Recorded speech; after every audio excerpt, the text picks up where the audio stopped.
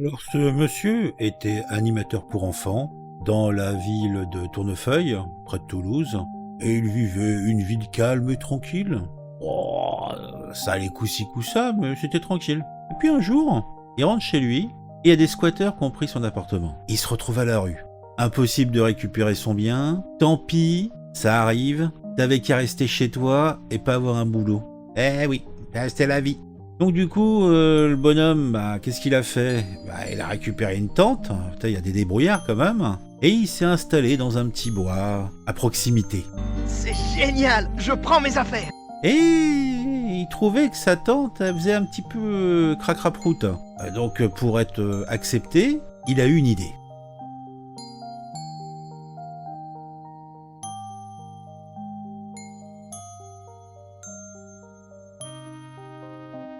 Son idée, elle est pas bête, somme toute. Il a transformé une vilaine tente habitée par un vilain SDF en, écoutez bien, c'est incroyable, en un château féerique qui plaît aux habitants, et hélas pas aux élus. Donc c'est dans la banlieue de Toulouse que ça se passe, à Tournefeuille, où un sans-abri a construit un château miniature en mousse recyclée. La drôle de bâtisse plaît aux enfants, mais moins à la municipalité, comme je vais vous le dire. Cette dernière a sommé son créateur de démonter cette œuvre, qui est aussi, somme toute, sa maison. Et on est en hiver. Le problème du temps, c'est un non-problème. En tout cas, cette cabane qui s'est transformée au fil des jours en une véritable maison de hobbit sur les uns, ou un château de contes de fées pour les autres, attise la curiosité, et certains disent même que ça développe l'imaginaire. Pourtant, le créateur de cette drôle d'œuvre est un sans-abri qui habite là et a été sommé par la mairie de Tournefeuille, qui est très sociale a priori, de démonter son installation avant le 2 janvier, pour raison de sécurité. La sécurité de qui? Une décision à laquelle il se refuse d'obéir. Le fait d'être ici, je suis dans l'illégalité évidemment, sauf que quand même, pour faire partir quelqu'un, ça se fait de telle façon et non pas par une mise en demeure. Sachant qu'une mise en demeure n'a pas plus de valeur juridique qu'un vœu. Mais oui, c'est clair.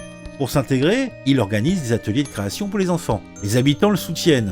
Cela fait râler, il ne dérange personne, et c'est joli franchement. Peste Laurent Maouf, 38 ans, un habitant de cette banlieue résidentielle de Toulouse, qui a l'habitude d'amener sa fille de 6 ans sur place le dimanche.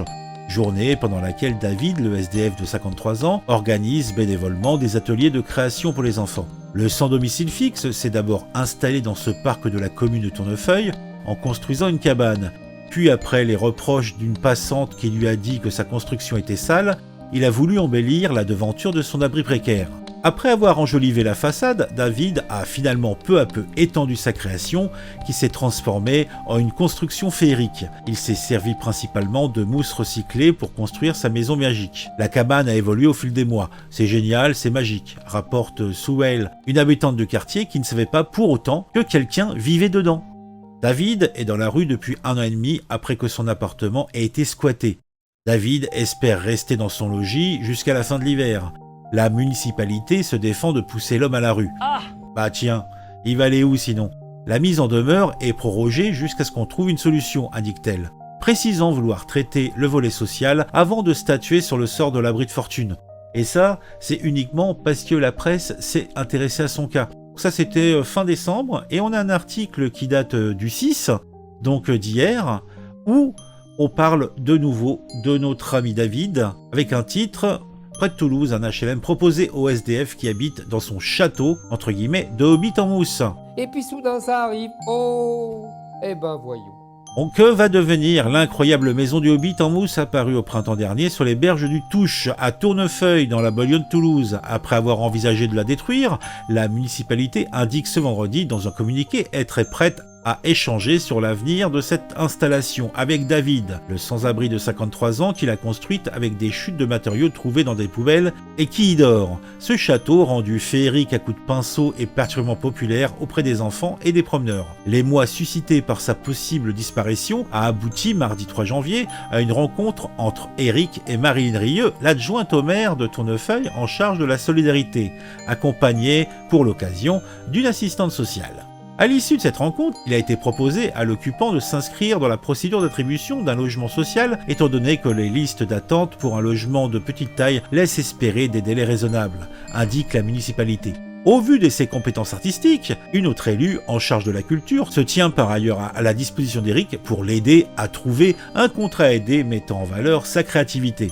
Alors David va-t-il quitter son château de briques et de broc pour un HLM et tourner la page? L'histoire ne le dit pas encore. Cependant, n'oublions pas que si la mairie s'est intéressée à ce pauvre monsieur, c'est surtout parce que la presse est intéressée aussi à lui.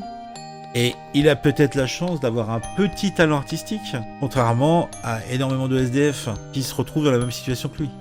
Tout le monde s'en branle, moi le premier. Bon, je crois que ce petit fait divers, je vais pas aller plus loin, il n'y a pas grand-chose d'autre à dire. Chacun se fera ses propres conclusions. En tout cas, si cette vidéo vous a plu, comme d'habitude, on met un j'aime, on s'abonne à la chaîne si ce n'est pas déjà fait, on met un commentaire, les commentaires c'est important, et on en parle autour de soi.